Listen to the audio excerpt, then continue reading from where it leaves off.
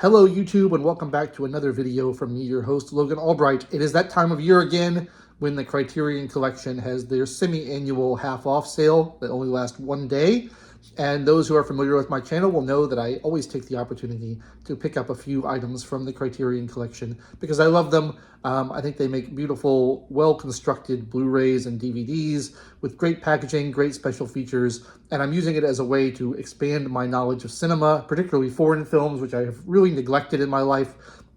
Really, it was a long time before I ever watched any foreign films at all, and I have a lot of catching up to do. So I always try to pick up stuff during their sale, and this year was no exception.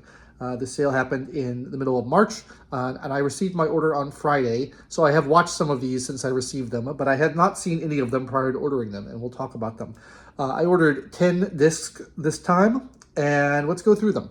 The first one I ordered was The Fugitive Kind, starring Marlon Brando from 1960. And what I realized in watching this film is that I have never really seen an entire Marlon Brando film from when he was young. I've seen The Godfather, obviously, Apocalypse Now, The Island of Dr. Moreau, some of his later stuff, and I've seen like clips from On the Waterfront and A Streetcar Named Desire, but I've never seen an entire film from when Marlon Brando was young. And I didn't really realize what a phenomenal change he brought to Hollywood and what a big deal he was at the time. And this movie really cemented it for me because, man, is he incredible. The movie is a little uneven. It's a little bit long. Some of the performances are not so great, but the main two actors are fantastic. Brando is accompanied by an Italian actress named Anna Magnani, who's really good as well.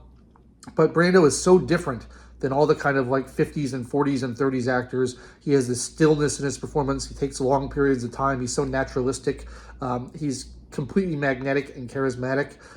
This is about him kind of being a slightly drifter type guy. He used to be a musician in New Orleans, and he's trying to settle down a little bit and get a little bit more regular lifestyle. He starts working at this sort of general store, but you know, his past catches up to him, and he has to keep being on the move.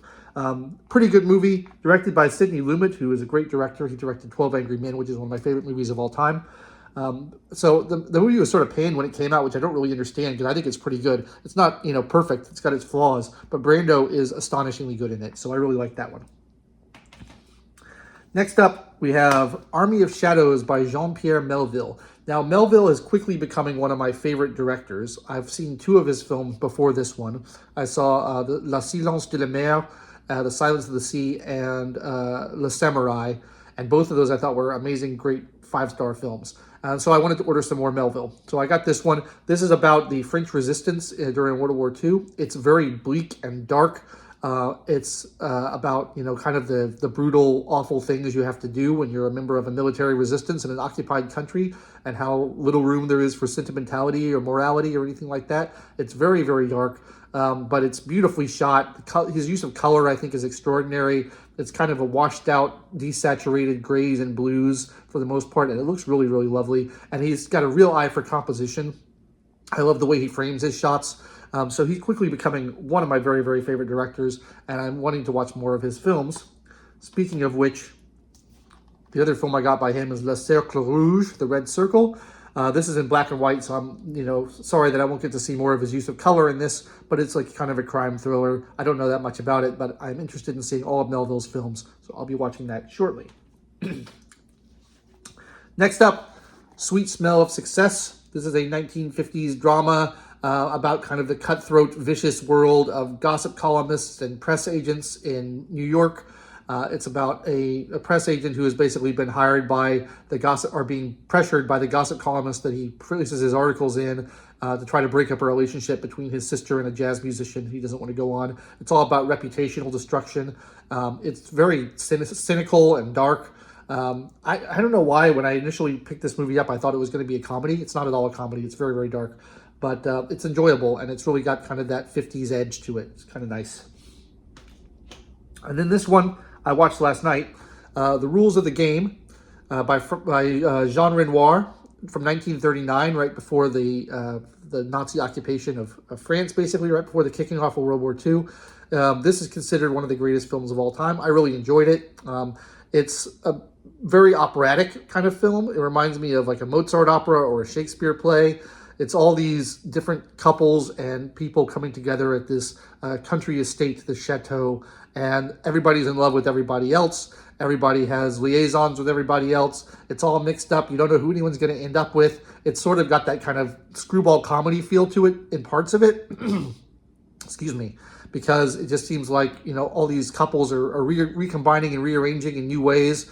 But it's also, you know, quite dark, and it's a critique of the upper class in France and how they're kind of savage and brutal with each other, with their relationships. And there's a really particularly harrowing scene where they go out hunting, and, you know, they have people in the servants in the woods beating the bushes and driving all the rabbits and pheasants out, and they just stand out in the field, and when they're driven out into the open, they shoot them. Very unsportsmanlike, very brutal and sadistic. It's kind of upsetting to watch. And it ends on quite a sad ending, quite a tragic ending. So it's not entirely a comedy, but it has a lot of those beats of like all these crazy people ending up in this one house together, and there's mistaken identity, and there's confusion, and it really feels very operatic in that sense. I really liked it a lot.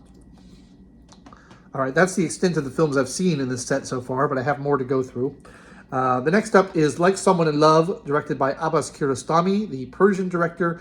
Kiarostami, again, has become one of my favorite directors recently. I've seen 7 of his films, I think, and this will be the 8th. They only had it on DVD. I wanted to get it on Blu-ray, but it doesn't exist on Blu-ray, so I only got it on DVD. But I want to watch basically everything that he's done. I think he's a remarkable director. He blends documentary and fiction in really interesting ways. He questions the nature of reality with his stories. There's some kind of like almost David Lynchian aspects of like what's real and what isn't in some of his films. Most of his films are in Farsi. There's one I've seen called Certified Copy, which is mostly in French. This is mostly in Japanese, takes place in Tokyo. So I want to see everything that he's done. Criterion is also releasing another one of his films in May, which I'll definitely be picking up. But I just find he's a remarkable filmmaker. He also has the ability to get really beautiful shots out of things that are not intrinsically beautiful, which I'm impressed by. There's not too many filmmakers I know who can do that. Like a lot of his films that take place in Iran, the landscape is pretty dry and arid and, you know, not very interesting to look at, but he manages to make it look beautiful with his cinematography. So I really like him a lot. Okay, next up, 80s crime drama called Thief, starring James Caan, the first film directed by Michael Mann. I was sort of in a crime sort of mood, so I picked up a lot of crime movies and kind of noirish movies, but the reason this one attracted me is that it's supposed to have like really, really beautiful color and neon lights on rain-slick streets and things like that. It looks like the kind of thing I'll really visually appreciate. It's not, I don't know too much more about it than that, but it sounds like the kind of thing that I will enjoy, so I'm looking forward to it. And then another movie that I don't know very much about is called Kiss Me Deadly, another 1950s kind of thriller.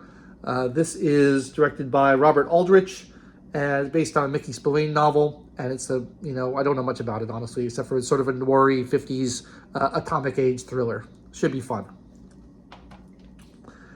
All right, next up, we have this Czech film. This is a little bit of a wild card. It's Markéta Lazarová, and I guess the director's name is František Vlachil. Pardon my poor Czech pronunciation. This I heard about, and it's supposed to be like the best film ever produced by the Czech Republic. It is a medieval setting of 2 warring clans, and it apparently is about the conflict between kind of paganism and Christianity, which is a theme that I find really interesting and really enjoy watching.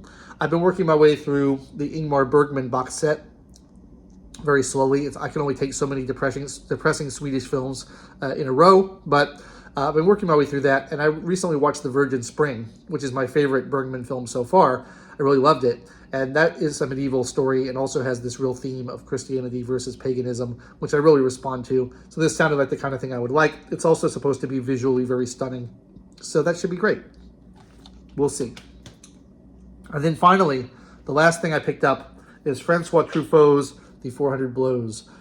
This is the film that kicked off the French New Wave movement, which I'm learning more about. I've only seen a handful of films in the genre, but I want to watch more. And this is an important film that I have never seen. In fact, I've never seen anything by Truffaut. So I'm looking forward to watching this and seeing what all the fuss is about. It's supposed to be very good. So those are the 10 movies that I picked up, which I will be watching over the course of the next week or so. Let me know what you think in the comments if those are good picks. Let me know what I should pick up in the next sale that I'm missing. My collection is getting pretty big by now, so I'm really enjoying having a big library of Criterion films at my disposal. The next sale will be the Barnes & Noble half-off sale in July, I believe, so I'll definitely be going and picking up more stuff then. That's all I've got for now. I'll be back with another book review next week for you guys on Wednesday.